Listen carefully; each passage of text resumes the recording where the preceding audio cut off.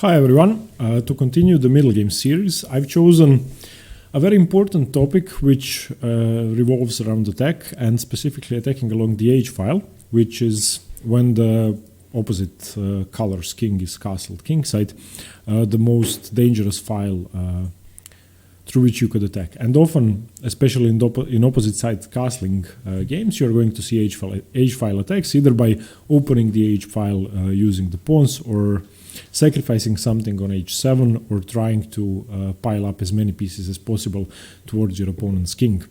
To illustrate the strength of H file attacks, I've chosen 4 games. 2 of them were played by Boris Spassky, one against Larry Evans and one against Bobby Fischer. And in both of them, he played the same-ish King's Indian, the same-ish variation against the King's Indian.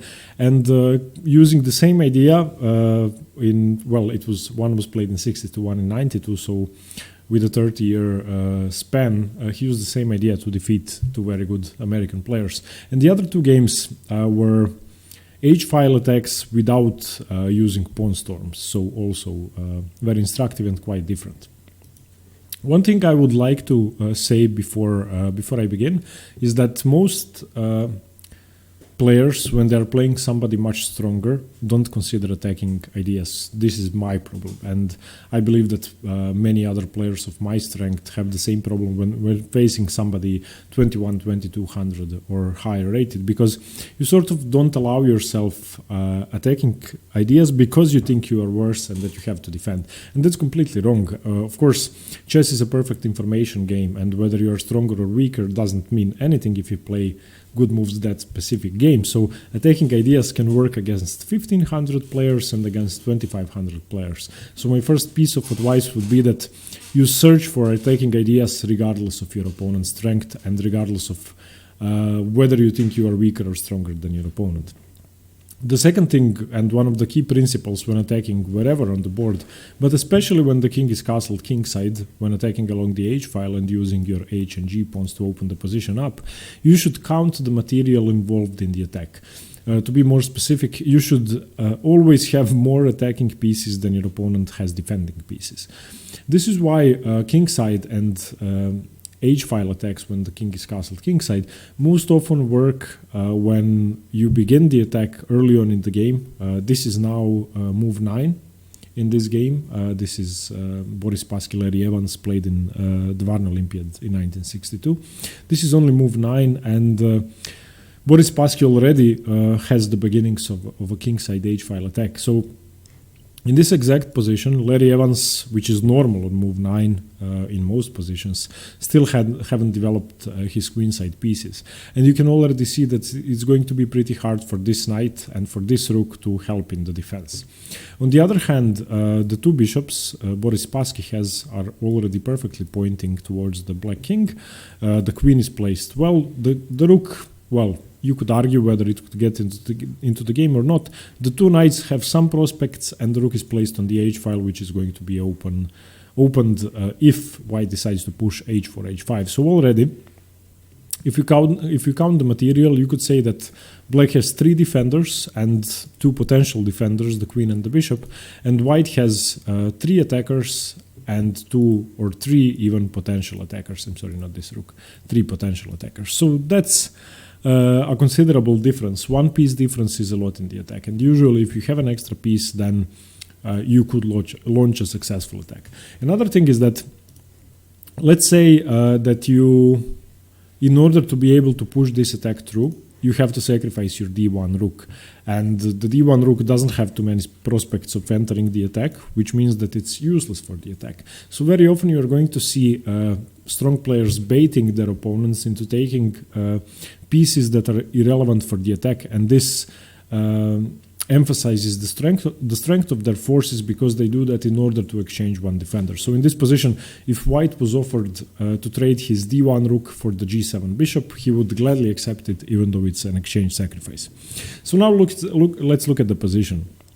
The last few moves were queen to d2 for white, of course trying to castle queenside, b5 for black, starting a counterattack on the queenside, which might not be the soundest idea, perhaps developing some pieces was smarter. Boris Spassky castled, we have bc4, bishop c4, which is a perfect square for the bishop, and in this position Larry Evans castled kingside. Now, there are moves you could play. You could play knight to e2, you could play king to b1, you could play bishop to b3, you could play, I don't know, knight to a4. There are certainly ideas other than attacking, but in a position like this, there is nothing more natural to do. And once again, count the defenders, count the attackers, include one more into play. In this position, Boris Spassky played the move h4.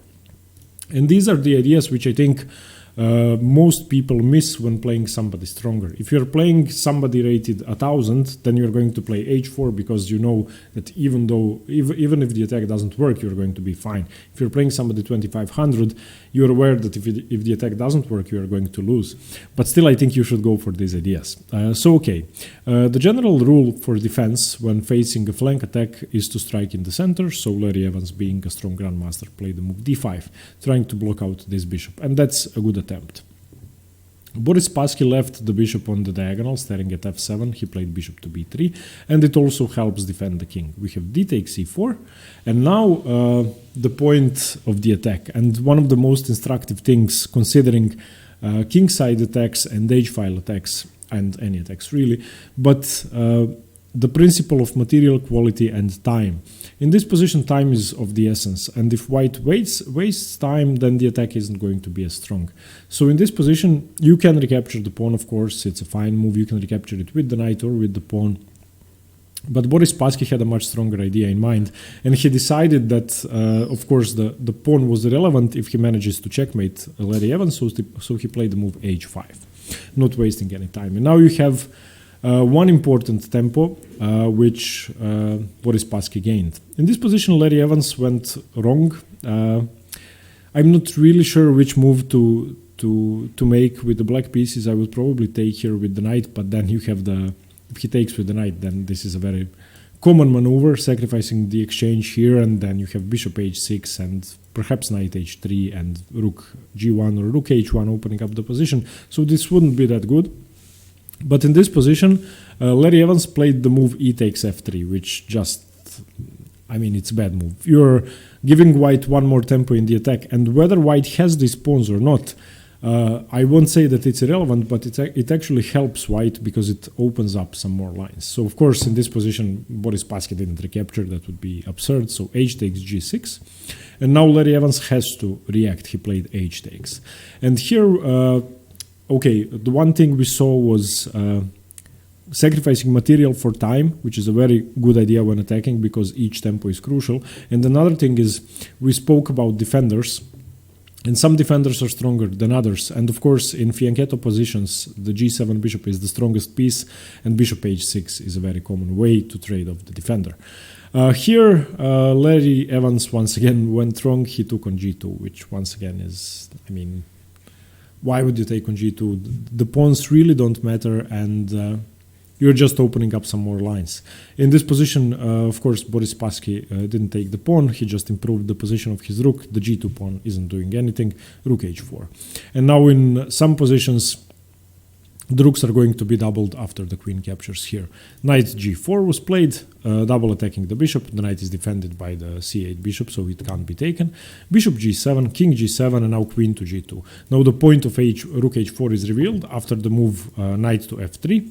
The other rook is coming to h1 with tempo. Now already, if you look at this position, I'm not sure that anybody who is sane would rather have black than white.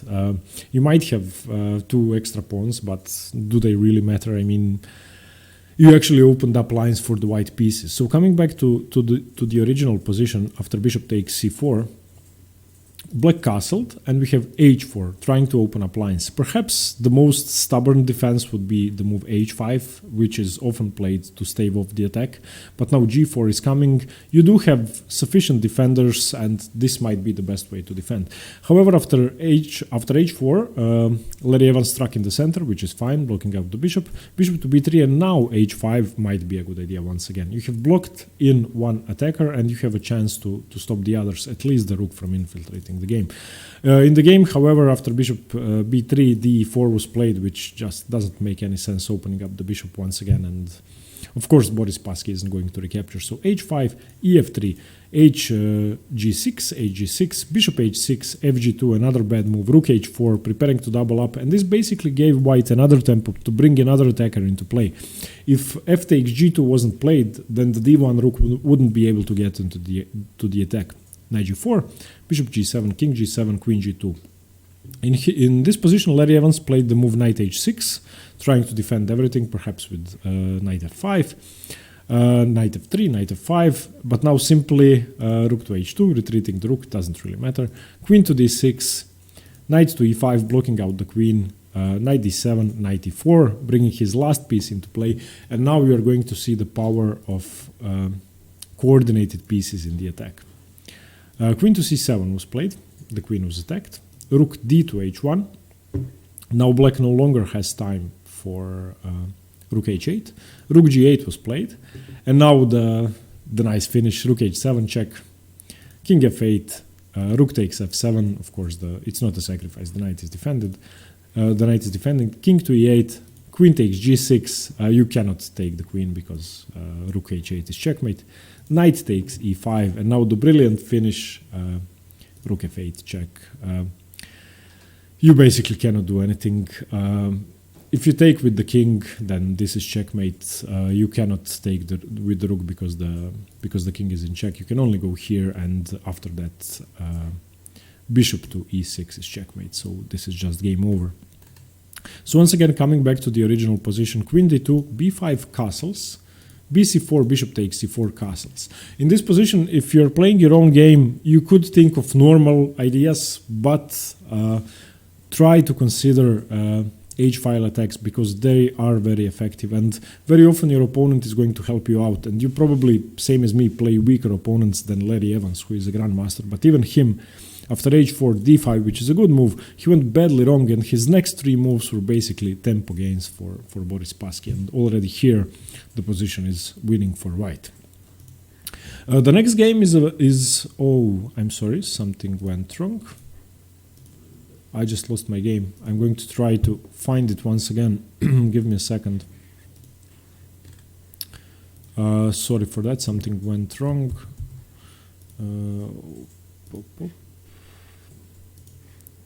Okay, I'll try to import it once again. Okay, here. Sorry about that.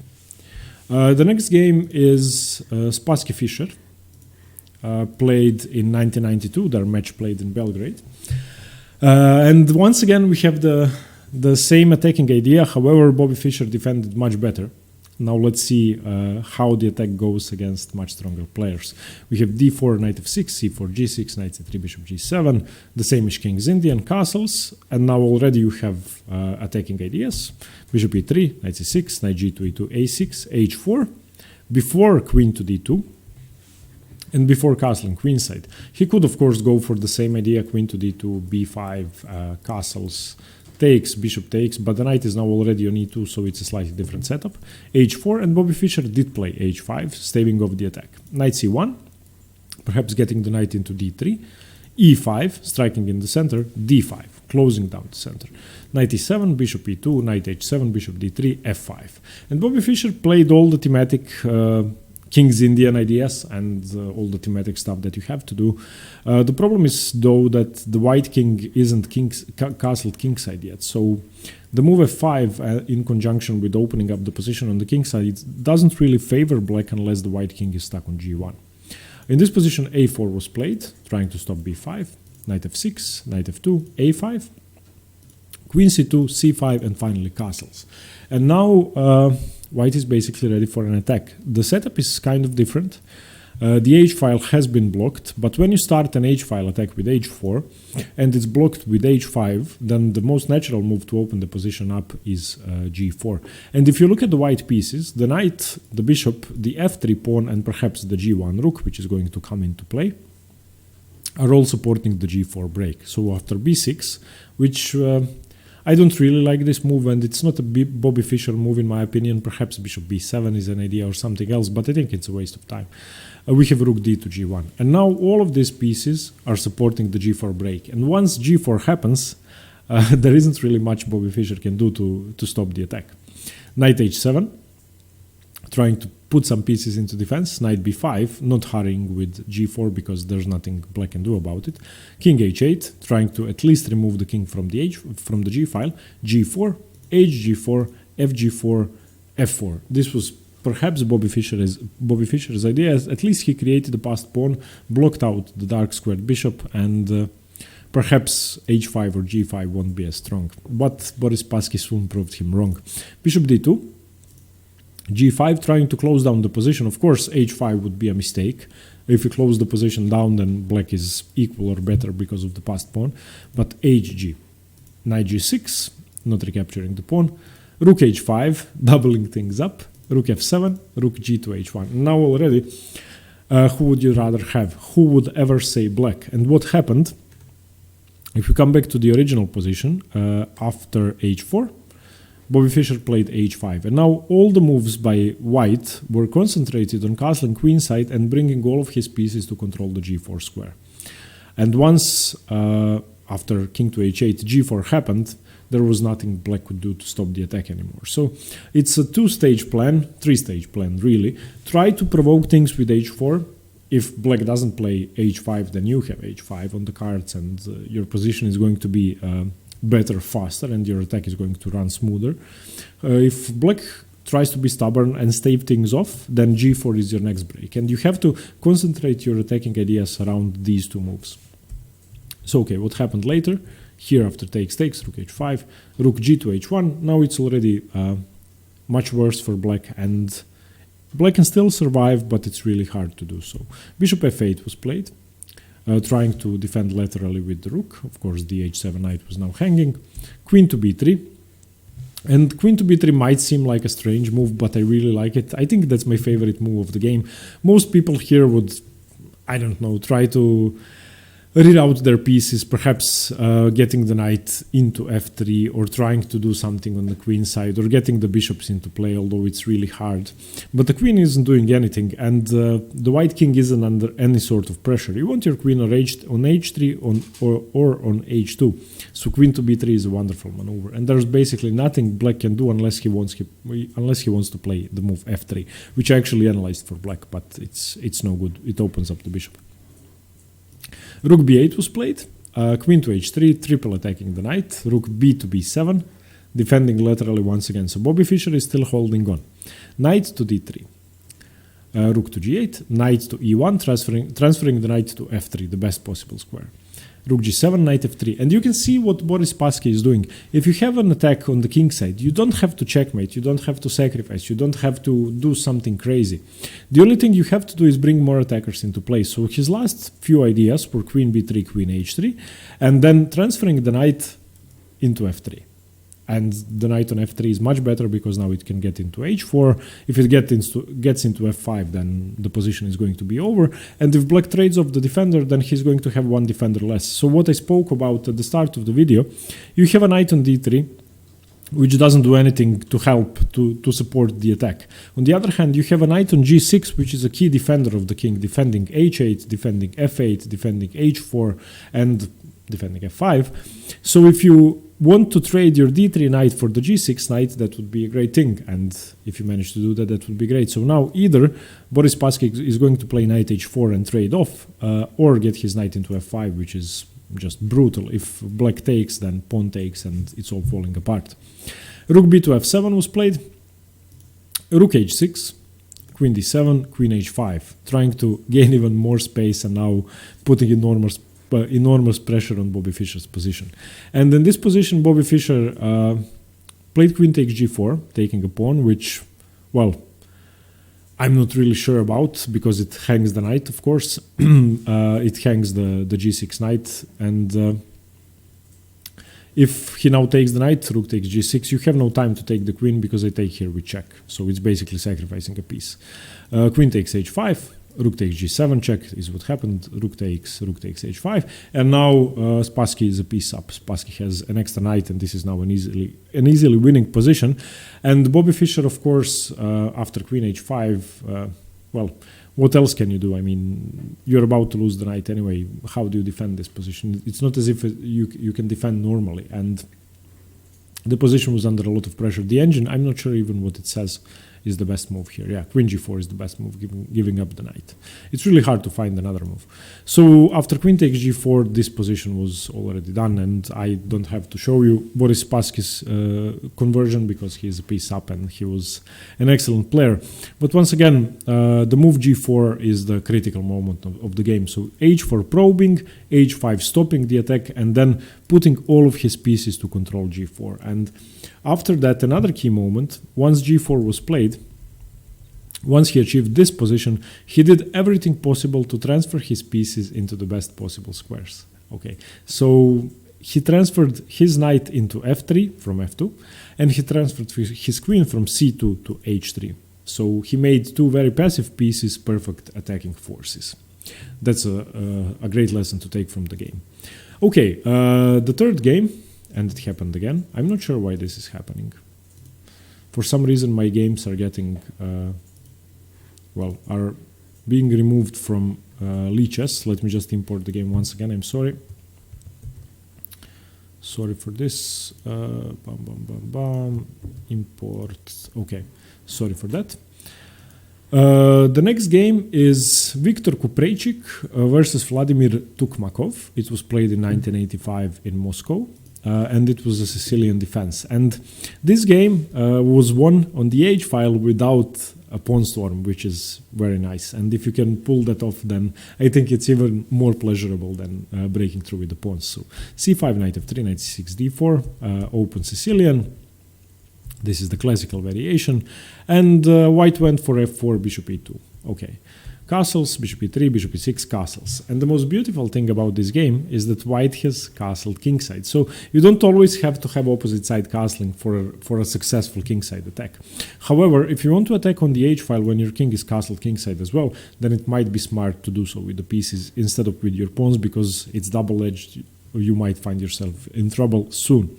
Knight a5 was played here, which doesn't really do much. I mean, you can trade, but you don't have to waste the tempo for that. Your b3 knight, it doesn't help the attack anyway.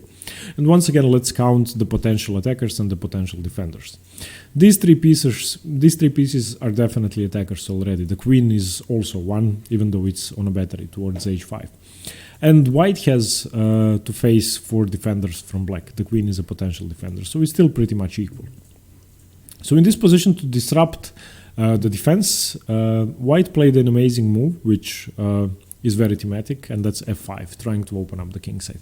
Once you play f5, you open up your bishop towards h6, and you open up basically squares for your pieces. Bishop c4 was played, trying to trade off the attacker. Bishop d3, bishop takes d3, c takes d3, reinforcing the center and reinforcing the e4 pawn. Knight c6, d4, gaining space in the center, rook c8, queen f3, getting the queen slightly closer to the king side, knight d7, rook a to d1, getting his second rook into play. Now all the pieces but the knights are placed perfectly for an attack. Knight b6, bishop g5, queen to d7, queen to h3. And now, if I were black, I would be thinking, what's the point of queen h3? And I wouldn't really be sure. One thing is bishop h6 and trading off the bishop. Another idea might be f takes g6, and after queen takes queen, taking here with tempo. But the queen is for now defended, so it's not really a threat. But yeah, I would be slightly concerned. a5, bishop h6, trying to trade off the defender. Queen to e2. And now the point of queen to h3 is revealed. It wasn't really to take the bishop yet. It was rook to f4. And now all of a sudden, from a very peaceful Sicilian in which neither side really has much, with a simple maneuver queen h3 and now rook f4 to h4, black is in trouble. And if I were playing the black pieces here, I would be terrified. This seems indefensible. a4 was played, which, why would you play a4? Of course, white doesn't have to do anything about that. You can sacrifice the knight. You can even sacrifice the a2 pawn. It doesn't really matter. He played rook to h4, threatening to checkmate black. Bishop to f6. Bishop to g5, trying to trade off the defender, and now, of course, it's a piece sacrifice. So for the moment, white is sacrificing 2 pieces. But as you count the defenders, the bishop is the only remaining defender. The rook on f8 doesn't really do much to help defend these 2 squares. The queen also doesn't really have any influence on the game. So once bishop takes g5 was played, there's no more defense. Rook h7, bishop f6, what was what black counted on, but now the brilliant move queen to h6 means it's the end of the game, and the position is just over. Why is it over? Black played e5, and now you have the move rook to d3, and after rook to d3 you cannot do anything. The point of queen to h6 wasn't to threaten checkmate on g7. Of course it is if the bishop moves, but it's a brilliant freeing move, which unless you are well versed in attack, you cannot really see the purpose of. So e5 was played, probably black thinking, yeah, who cares, I'm just going to try to open up the position and have some counterplay of my own. I'm not going to take the knight, I'm not going to be greedy. This seems like the best defensive idea, or something like that was in his head probably. But after the move rook to d3, black actually resigned, and it's an easy move to miss, I have to admit. But after bishop f6, queen h6, you need to ask yourself, what's the point of queen h6? And if you can stop it, stop it. There's no way to stop it, by the way, but still, I think it's a brilliant idea. So what white did after castles was fairly simple. f5 was the first move opening up the position. The bishops were traded, and now queen to f3. And after queen to f3, the next key moment, bishop g5, getting the bishop into play, queen to h3, once again a suspicious move, but now the maneuvers he played were rook f4, rook h4, and then rook d3 with the idea of rook h3, and black simply resigned. If you look at this position, the engine doesn't understand it at first, but then it sees that it's mate in whatever. Now it's mate in 4, there's nothing you can do, so knight takes is the best move, and after rook h3, I mean, you can check here, but there's nothing you can do. Let's just give him the checks to show you the checkmate. And now, whatever black does, this is game over. This is just over. So a brilliant attacking game by Viktor Kupreichik. I found this game a while ago, and I was really impressed with the way he played a peaceful attack without sacrificing anything. And his opponent, despite being a strong player, couldn't really foresee the threats or find the prophylactic moves to stop the threats. So a brilliant game. The last game I want to talk about is Judit Polgar versus Ferenc Berkes, played in Budapest 2003. And this game is the French defense, the classical French Bern variation. And once again, a very calm attack. So knight f3 was played by Judit Polgar, castles, kingside, queen d2. Of course, Judit is going to castle queenside, knight e7, castles. Bishop e7 was played, which, okay, it's a fine move. I mean, he wants to play knight to f6 probably. Bishop to d3 was played, putting the bishop on the key square, looking at h7. B6, and now in the French defense there's often the absence of the f6 knight. In this position, black made it possible to return the knight to f6, but if you know the Greek gift sacrifice, then you can see that it's most often coming out of the French defense. So there's some problems on h7. Knight e to g5, this was the key move, and it's not sacrificing a piece, of course. It's defended twice for now, and it's looking at h7. Now how do you defend? The key thing you need to remember about h-file attacks, if h6 is played, then you want to open up the position and try to target the h6 pawn with your g pawn, and if g6 is played, then you play h4, h5. You basically need an anchor, you need a pawn as an anchor in your opponent's king position to be able to attack it. In this position, Ferenc Berkes played the move h6. Now, of course, you can play like a coward. I don't want to say a coward, but you can play without too much attacking bravery. Or you can play like Judit Polgar. Of course, if you retreat the knight, you retreated the knight and black played h6 and whatever. In this position, Judit Polgar found the best move, bishop h7 check. Why bishop h7 check? Because the king has to move to h8. And now if black ever takes the knight, the king is on the h-file. The king is on the h file. She just retreated the bishop, allowing black to take. Another idea was to play h4. So if black takes, this would happen and it's game over anyway. But after king h8, she played bishop to e4, and we have hg5. Black wasn't concerned about the attack. g4, which is a very good move, stopping the advance of the g-pawn and creating it as a permanent target and making h4 much more powerful. If g4 wasn't played, let's say white plays something stupid, then g4, after you play h4, black isn't going to have his position opened up. So this was the key move. g4, rook to b8, doesn't do anything. h4, g6, h takes g5, check, king g7, queen to f4. Why queen to f4? Because queen to f2 might be interesting, because queen to e5 check might be interesting, and because another idea is here which was played in the game, bishop b7, rook h7 check, sacrificing the rook. You cannot really take, but he took. Rook h2 check, king g8, and now rook h1, unstoppable checkmate. And black didn't resign. He played for a couple of more moves, spite moves.